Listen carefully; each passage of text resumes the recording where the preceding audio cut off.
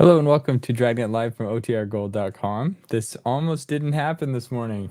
I got up, I've been at my computer for uh like over half an hour, but I started working on a different project. It's still OTR related, but not this stream. And then my wife not messages me, but she tells me from downstairs, like, I didn't get a notification that you went live. And then I look at the clock, I think, "Oh my goodness, I hadn't even scheduled the thing." So, my apologies.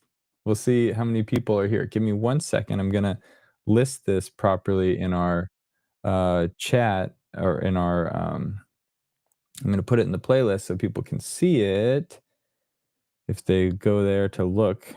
So put in Dragnet Live real quick, click done. But anyway, long story short, we are here. Fortunately, there's no description, there's no it's like you just see my placeholder description and everything. That's because I forgot about it until right now. But fortunately for me, everything is pretty accessible from my fingertip right here. So I'm gonna pull it up in just 1 second. No sound? No sound? Let's see. I was hearing sound. Nell, can you confirm if you can hear us? Let me check YouTube.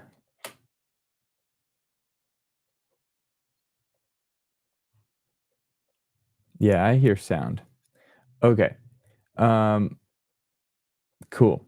So we're gonna just push forward with this because I'm behind schedule right now. So today's episode is episode 134, The Big Red.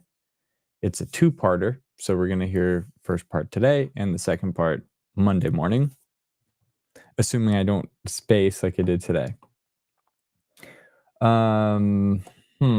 Fortunately, I got my water handy. Hopefully, you've got yours. I don't have anything else to say because I didn't have it prepped. So I'm just going to share my screen out and we'll get started and enjoy the episode. And happy Friday! Tell me what you're doing this weekend.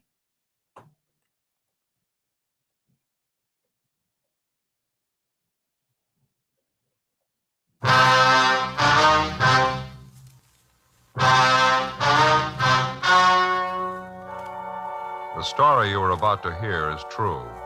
The names have been changed to protect the innocent. Fatima Cigarettes. Best of all, king-size cigarettes brings you Dragnet.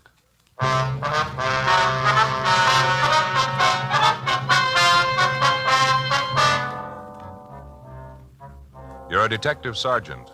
You're assigned to narcotics detail. You receive a call from a former suspect you arrested. He wants to meet with you. He claims he has information and contacts with a big narcotics ring. Your job? Check it out. Fatima, America's first, largest selling blended cigarette.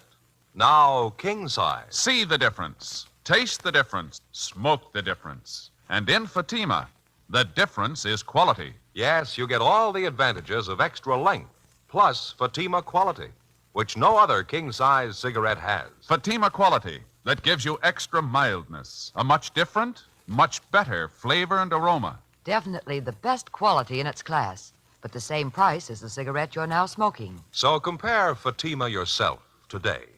When you see the difference, taste the difference, smoke the difference, you'll switch to Fatima. Because in Fatima, the difference is quality. Ask your dealer for Fatima in the bright, sunny yellow pack. Fatima, best of all king-size cigarettes.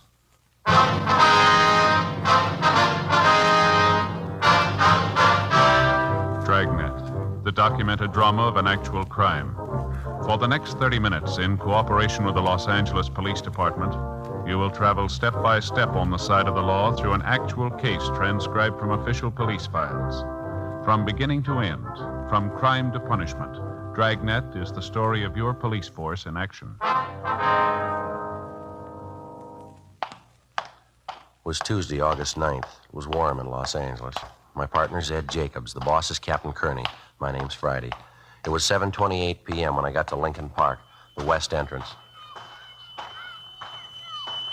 Yes, sir? Got a couple of bags of peanuts, please? Yeah, sure thing. 10 a bag, that'll be 20 cents. All right, thank you. No, thank you.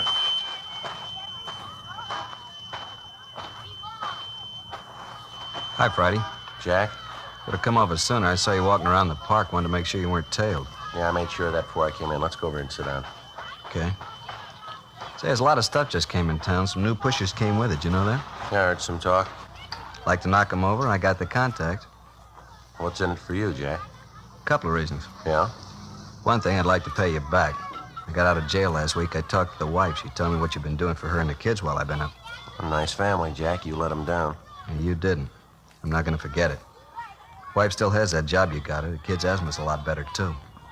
Appreciate you finding that place in Tahunga for him. It sure helped. I was glad to do it. Want some peanuts? Yeah, thanks. Now, what about this narco ring you mentioned? Remember Snuffy Brain? Yeah. You busted him the same time you did me. Got a year. Yeah.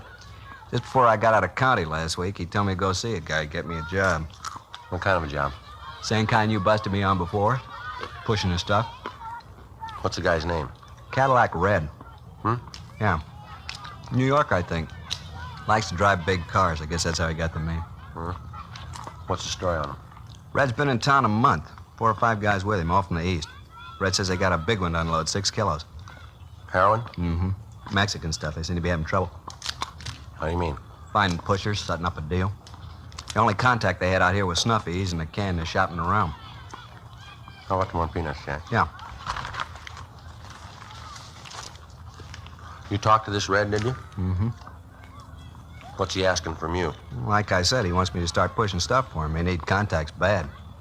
I let him hang. I didn't say one way or the other. He's going to phone me tonight. That so? What do you figure you'll tell him? Depends on you, Friday. I know one thing. I'm not going to start pushing the junk again. You get around it, you handle it, you start to chippy with it. Before you know it, you're hooked yourself. You figure what you want to do, I'll help all I can. I owe you that much. You pretty sure the gang needs contacts? Hungry for him. Sitting on 20 ounces of junk. Can't find anyone to trust to push it to. They got problems. Yeah. Think you could give me an office to him? Pass me off as a buyer? Friend of yours, maybe? There's a chance. How do you want to do it? Well, let him know you have a friend who's ready for a buy. Tell him I'm from up north. Make it Fresno.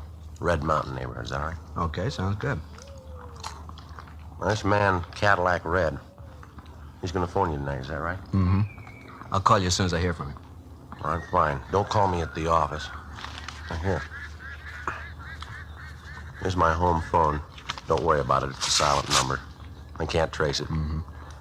When you call there, if I'm not in, leave the message with my mother, okay? Your mother, okay. Pleasant 49321. Okay, I'll ring you. How much do you know about this Red? He impress you as a big operator? Middle size, I guess. He's out in New York. That's about all I know for sure. Same for the rest of the gang. He's supposed to be handling quality stuff real good. How good? Red claims it tests out 40%. I don't know what his asking price is. Where's this Red staying? Did you find that out? No, he wouldn't tell me. He was at a hotel on West 7th, but he moved yesterday. Nervous guy, doesn't settle long in one place. Guess he's got a right to be shaky. All of them have. How do you mean?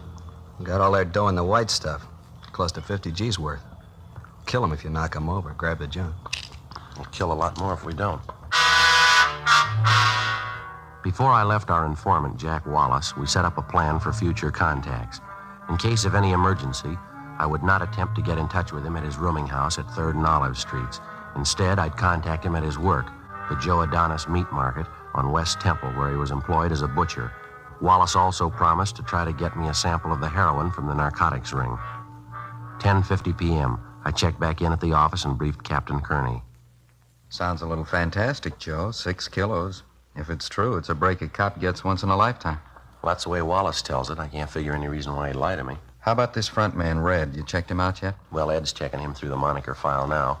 He's a New York operator. That's all Wallace could tell me. You got any idea where the plant is? No, I don't. Wallace didn't even know where Red was living.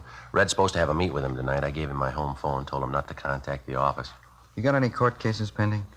No, but I got 2 I was going to file on tomorrow. You better give me the packages. I'll have Lou Walters assign them to somebody else. You and Jacob stay with this gang, put them to bed, and get them up. All right.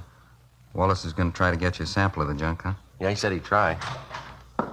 Captain, Joe? Hi. Hi, Ed. You dig up anything? I don't know. Found one Cadillac Red. Could be our boy. You get a mug on him? No, all we have is correspondence from New York. There was a warrant on him back in 1945. Same thing, narcotics. Later that year, the warrant was canceled. He was picked up. No disposition. You want us to radiogram New York for a rundown on him? No, let's not stir it up. Starting tomorrow, you two stay away from here. Get yourselves fixed up in a hotel room downtown. Let me know where you're staying. Okay. Call me at 2 o'clock sharp in the afternoon. I'll make it a point to be here. Better call me on the inside line. Right, Skipper. Where do you think we ought to set up, Joe? Oh, I don't know. How about Pop Sherman's place down there on Hill Street? He'll cooperate. You know what that stuff did to his boy. Yeah, okay. You want to check in tonight? No, my wife's going to scream her head off as it is. You better make it in the morning, huh? All right with me. Narcotics, Kearney. Oh, yes, man. Just a minute. For you, Joe. Okay, thank you. Friday talking. Oh, yeah, Ma. Mm-hmm. Did he say what time? Yeah, okay. No, don't worry. I'll get a bite downtown, and I'll be home.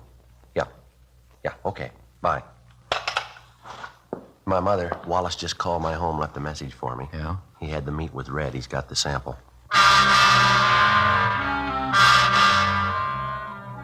At 7:30 the next morning, Ed Jacobs and I checked in at Pop Sherman's hotel on South Hill Street and took adjoining rooms. We'd left all possible identification in our lockers at the office.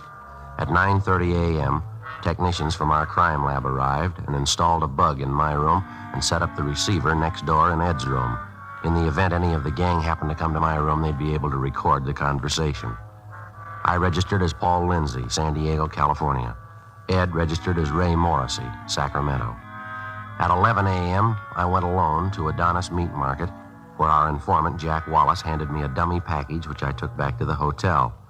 Inside the package, I found a sample of the narcotics along with a note from Wallace. He wrote that he'd arranged a meet with Red for that night. I was to pick up Wallace in front of the subway terminal building, the Hill Street side, at 9:30 p.m. I gave the sample of heroin to Ed, who took it to the crime lab, where Sergeant J. Allen ran a test on it. The sample tested out within 40%. For the drug market, it's considered good quality. At 9:20 that night, I left the hotel and walked 5 blocks north to the Hill Street entrance of the subway terminal building. Wallace was there waiting for me. He said we were to meet Red at a hotel on West 54th Street. 9:47 p.m. We got to the hotel, went to a room on the second floor. This one here. Okay. Yeah? Yeah, who's that? It's Jack. Money? Red, this is my friend I was telling you about. Yeah? Paul Lindsay. Paul, this is Red. Hi. Yeah, I hear you got some H to unload, huh? What you talking about? What is this, Jack? You giving me a bum steer here? Relax, huh? It's all right. He's solid, Red. You can talk. No, he talks too fast and too much. I'm here to do business. If you're ready, I am. If you're not, say so. I haven't got the time to play cozy with you. Oh, now, take it easy with you. We get along a lot better. Well, what do you want? Jack vouched for me. Isn't that enough for you? The guy who vouched for Jack's in the county jail. We haven't been able to talk to him. Where have you done business before? Well, I could ask you the same thing. Now, look, mister, we got one thing in common here. You got something to sell. Maybe I want to buy it. If we can't get together, let's forget the whole thing right now. You're not the only pusher in town. This chair over there, why don't you sit down? I'll fix a couple of drinks. Jack can fix them. Let's find out if you and I can get together. All right. Same, Paul? Bourbon and water? Yeah. Well, how about it? How much you got to sell? Take it easy, huh? There's no rush. We could talk better over a couple of drinks. Well, maybe you got the time, mister. I haven't. How much can you furnish me with? More than you can buy from the looks of you. Hey, Red, you got any lemons? No. No lemon twist in it, Paul. That all right? Yeah, that's all right. Make it light, will you? Now, this junk you got, what's it test? It's the best this town's seen in a long time. It's 50% or better. Well, who you trying to con? My tester used your sample this afternoon. He says it won't go 40%. Okay. You know where you can get better? Paul, here you are. Red. Thank you. How about it, Lindsay? Do we do business? Maybe. Oh, who's playing cozy now?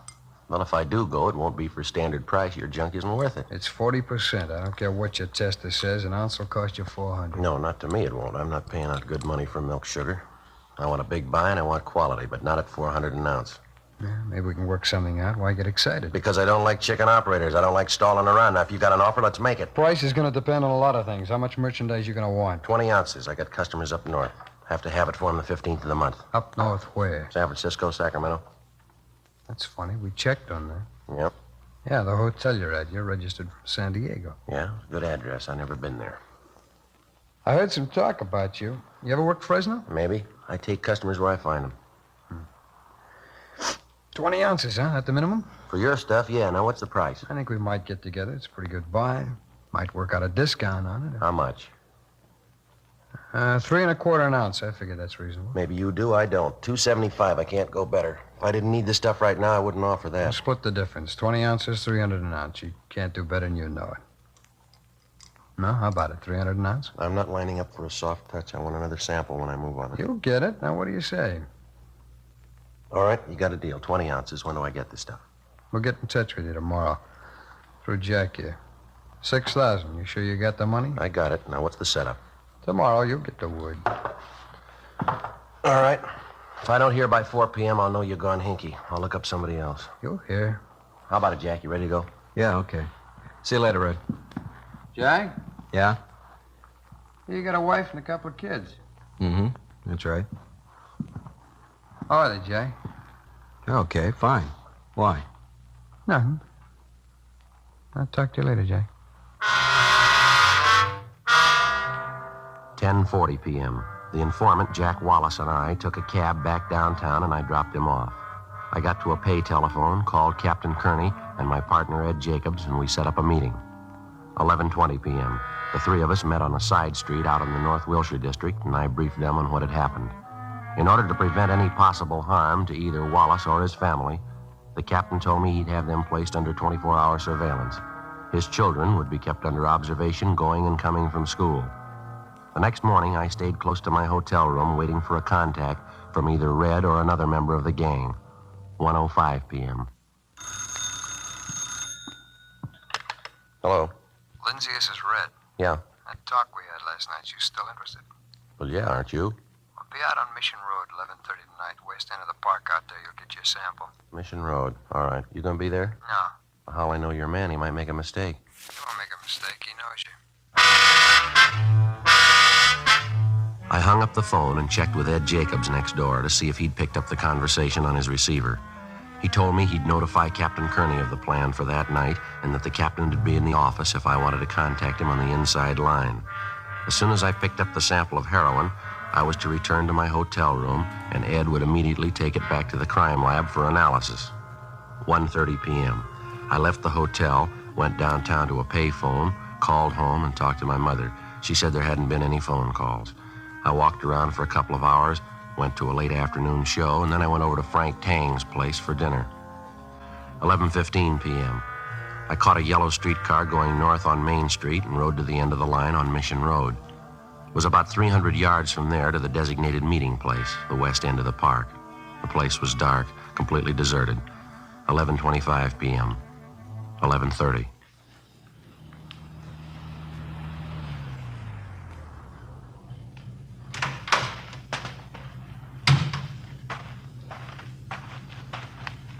Lindsay? Yeah. Package you want? Eucalyptus tree back there in the middle of the park. Where? Straight back there. You can't miss it. You'll find the package under a rock at the bottom of the tree. See you later.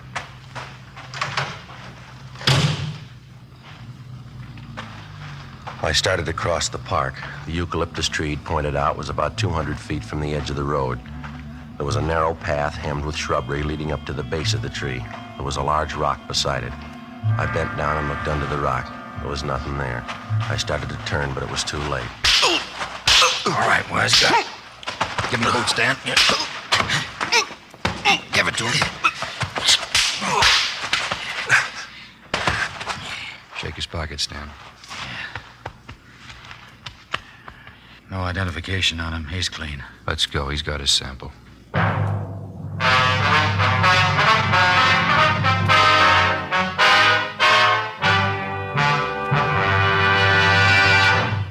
You are listening to Dragnet, authentic stories of your police force in action. Fatima, America's first, largest-selling blended cigarette. Now king size. See the difference, taste the difference, smoke the difference. And in Fatima, the difference is quality. Yes, you get all the advantages of extra length, plus Fatima quality. which no other king-size cigarette has. You see, Fatima contains the finest domestic and Turkish tobaccos, superbly blended. And Fatima is extra mild, with a much different, much better flavor and aroma. Fatima, definitely the best quality in its class, but the same price as the cigarette you are now smoking. No wonder more smokers now insist on king-size Fatima than ever before. Friends, try Fatima. Buy several packs. Compare them. We're convinced you'll start the new year with Fatima. Yes, when you see the difference, taste the difference, smoke the difference, you'll switch to Fatima. Because in Fatima, the difference is quality. Buy Fatima. Best of all, king-size cigarettes.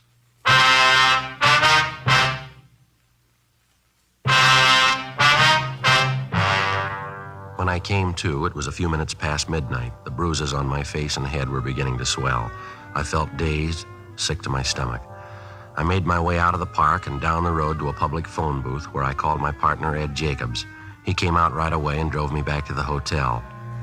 Ed put in a call to Captain Kearney, and he made arrangements to have a doctor sent over to examine me. He treated me for numerous cuts and bruises about the face and head and the upper part of the body. There were no serious injuries. At 10 minutes past 1, Captain Kearney called back and wanted to know if Ed and I could meet him at his home. He didn't want to take the chance of being seen around our hotel. Ed and I drove out to his house in the Silver Lake district. Come on in. Sit down. Yeah, thanks, Skipper. How do you feel, Joe? Well, my side hurts a little. Fair, I guess. Yeah, they really gave you a working over. Did you recognize any of them? Yeah, one guy. I don't know his name, though. What do you think, Skipper? Round up the whole bunch of them? No, that's not going to help any. Suppose we pick him up now. What do we got on him? A misdemeanor, battery, 30 days in jail, and they're out again. We're right back where we started. What do you figure's wrong, Joe? Think they got hinky? I don't know. I can't figure it. I think you better take a couple of days off, go home and rest up, let some of those bruises heal. The whole thing could be blown by that time. The deal will be cold. If we're going to make it pay, I got to stay on it. How do you know they haven't made you for a cop? The deal might be cold right now. Yeah, that's possible. What other reason would they have for tamping you? How about your friend Jack Wallace? He might have a straight story. Ask him about it. No, I'll do better. I'll ask Red. Captain Kearney finally agreed to go on with the plan with the understanding that Ed Jacobs and another man from our office would have me under surveillance at all times. It was understood that I'd go back to Red's hotel room to see if I could pick up the loose ends. Jacobs and another officer would follow me to the hotel and remain within calling distance. 2:10 a.m. I got to the hotel on West 5th Street and went up to the second floor to Red's room.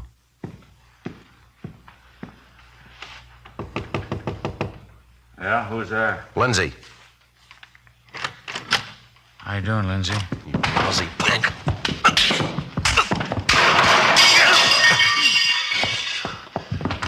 Hey, lay off, huh? I ought to break your back. Wait a minute, Lindsay. Wait a minute. What's this all about? You ought to know. You set your hoods on me. Look at my face. I don't know what you're talking about. I went back to pick up the sample. This is what happens. How big do you punks think you are? All right, Stan, what happened out there? Not much. You said he was acting smart. We thought we'd cool him off a little. I told you to keep an eye on him, that's all, not to rough him up. Oh, he's a crybaby. We hardly touched Oh, him. shut up. Every time you get on that H, you get muscle happy. I've warned you before, Stan. Now, this is the last time. You better quit chipping with that junk. You cause any more trouble like this and you're out, understand? He's a crybaby, Red. We didn't hurt him. I heard enough from you. Now go on, take a walk. Okay. If you see Max, tell him I want him. Yeah, all right. Sorry, Lindsay. These things happen sometimes. Can't be helped. Why do you keep punks like that around? I thought you were too smart to connect with users. They could get both of us in trouble. Oh, they'll be all right. Relax. Every once in a while, they get geed up and I have to straighten them out. I wouldn't trust them with my laundry. They're all right for what I use them for. They're good errand boys. Can I get you a drink? No. All right, what about the stuff? You ready to move on the deal? I've been ready. I told you I needed the stuff by the 15th. How about tomorrow night? What's the matter with right now? Oh, now, you know better than that. I don't keep the plan around here. I'll call you at 8 o'clock tomorrow night. I still haven't got the sample. You don't need one. It's as good as the first one you got. Come on, what are you stalling for? I'm getting tired of this sample yak. If you don't want to buy, say so. You'll bring it to my hotel tomorrow night? No, I'll call you. I'll tell you where you can pick it up. 20 ounces, 300 an ounce, right? Yeah, no phony stuff. You keep your hands on the table, so will I. You deliver the merchandise, I'll pay the money. What are you worrying about? I trust you. Why can't you trust me? Yeah, sure I did. Look at my face. 3:05 a.m. I left Red and went back downtown to my hotel room. A few minutes after I got in, I heard Ed Jacobs and Lieutenant Lou Walters enter the adjoining room. I checked the hallway first, and then I went next door and briefed them on what had happened with Red. I told him I'd let Ed know about the time and the place of the meet as soon as I heard. Walter said he'd keep enough men ready at the office to cover the area on short notice. I went back to my room, took a shower, and got some sleep. At 8 o'clock that night, I was in my room standing by the phone. I waited. No call. 8:30, 9 o'clock, 9:15, still no word. 9:25 p.m. Hello. Lindsay, this is Red. Sorry I'm late. I couldn't get to the plant. Well, what's the pitch? It's all set. Norwich Grill, West 7th Street. When? 10:30 sharp. Before he hung up, Red told me to meet one of his pushers in the last booth at the back end of the grill. He said I'd recognize him. The man would have the package of heroin wrapped in newspapers. I was to hand him $6,000 and he would give me the package. I immediately contacted Ed in the room next door and he notified the office. At 10:15 p.m., I left the hotel with a dummy package of money containing 6 marked bills. 10:28 p.m., I got to the Norwich Grill on West 7th Street. It was almost empty. I went to the rear booth where I found one of Red's pushers, Stan, drinking coffee. Right on the dot. Sit down, Lindsay. Yeah. Well, let's not camp on this thing. You got the money? I done business with you before. Where's the stuff? Didn't Red tell you where to be? Yeah, wrapped up in that newspaper. He told me there'd be some stuff under a rock one time. It wasn't there. I want to look. What's the matter? Don't you trust me? You think I got a reason to? All right. Have a look. Here, you satisfied? No. Open it. All right. It's all there. I saw it made up. That enough for you? Yeah. Okay. You just made a deal. Yeah, what do you have? Coffee, black, piece of apple pie. All right. You? Coffee. All right. Okay, stuff's there. Now, how about the loot? I got it. Let's have it. 6 G's. Red wants me back in a hurry. Well, relax. We'll have some coffee. This is a big deal. Money. Now, how about it? All right. There you go. What's the matter with you? What are you shaking about? Nothing. I'm a little nervous. Red wouldn't let me have a fix before I left. Getting a little sick. I'm gonna have a look here. What are you doing? Red told me to tell you not to open it till you got it back to him. Who are you kidding, mister? All right, you go ahead and open it up. You'll have to answer for it, not me. Sure. Hey, now what's the deal? Only a few bills in here. The rest of it's paper. You trying to beat us? It's already done. Well, you won't get away with this. We'll fix you up. Max is outside. Friday, we saw him take the envelope. You get the stuff? Yeah, right here. Guy waiting outside, Joe. We got him. They're taking him in now. Cops, lousy cops. Wait till Red hears about this. He will. Ed? Yeah, I'll get him. Okay, let's go. Come on, fella, move. Well, what are you grabbing me for? I deliver the stuff. That's all. These big deals aren't mine. I'm small time. Fix once in a while, that's all I want. Just a little fix. This is the biggest deal I ever made. Yeah, sure. It's the truth. Now, what about Red? He's got a lot of this stuff left. This guy's above him. Big dealers. Why don't you get them? We'll get him. You'll never guess who the other two are. They're real high powers. Big deals. Nothing but big deals. You won't bust them 100 years. Yeah, let's go. Get my coat, will you, Ed, please? Yeah, okay. Hey, forgot your check. Who's going to pay for the coffee? He will. Who? This one. Me? Yeah, you just made a big deal.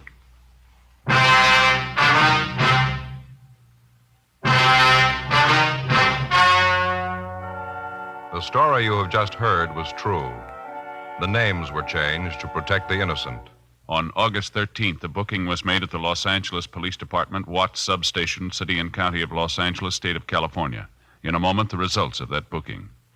And now here is our star, Jack Webb. Thank you, George Fenneman. Friends, last year we were honored with thousands of letters from listeners all over the country. Letters telling us that you've bought Fatimas and you find them the best of all king-size cigarettes. Well, thanks to you and the many thousands of other smokers who have switched to Fatima. Now, if you haven't tried Fatimas yet, make this your cue for the new year.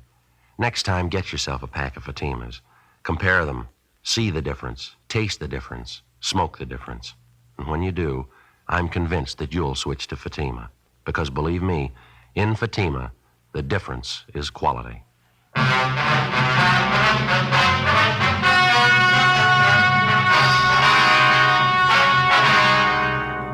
The two suspects, Stanley Parrish and Max Higbee, were booked at the Watts substation on suspicion, the Narcotic Act, felony.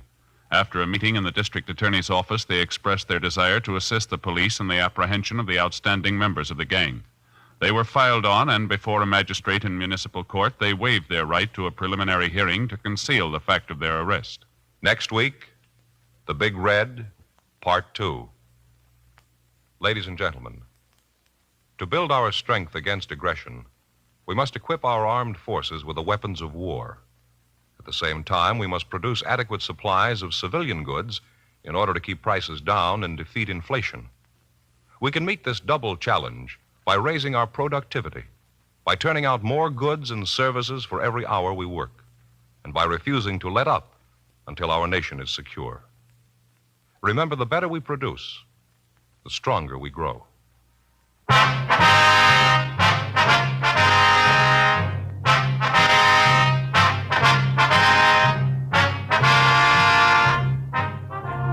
You have just heard Dragnet, a series of authentic cases from official files. Technical advice comes from the Office of Chief of Police W.H. Parker, Los Angeles Police Department. Heard tonight were Barney Phillips and Stacey Harris. Script by Jim Moser. Music by Walter Schumann. Hal Gibney speaking. Fatima Cigarettes, best of all king-size cigarettes, has brought you Dragnet, transcribed from Los Angeles.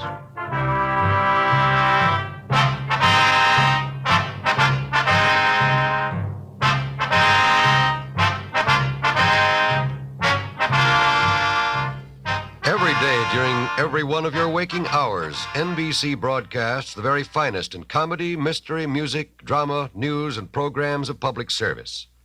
So always set your dial to NBC, the leader in radio programming. Counter Spy fights international intrigue next on NBC.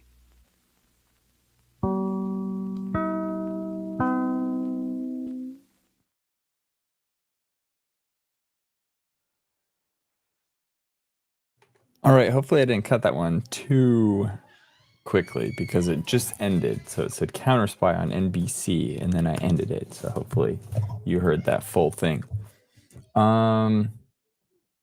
Sweet, that was a good episode. It's a two-parter. We're going to have to wait till Monday to see what happens to Big Red.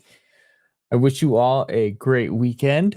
Thanks for finding this thing, even though it wasn't where it normally is, right at 9 o'clock or a few minutes before. I'm glad we could catch you all here. So with that, yeah, Dan Alexander, thanks for joining for the very last bit, but hopefully we catch you. I know you've been here on other streams. Hopefully we catch you again for the full stream Monday at 9 a.m. Pacific. So I'll let Sam in the UK figure out how that matches up with his schedule. I don't try to get controversial or I don't try to touch on controversial topics here, but daylight savings, man, I'm definitely in the camp of get rid of it so my clock stays the same and we're not jumping around things. I will adjust my sleep schedule. I don't have to go to bed exactly the same time. If it's later or the sun stays up later in the summer, I can adjust my own schedule. Thank you very much. But chime in down below if you disagree with that. If you're one of those crazy people that loves changing clocks twice a year. And if you are, you're still welcome here. We can still be friends. Anyway, hope everyone has a great weekend. Thanks again for being here, and I will see you on Monday.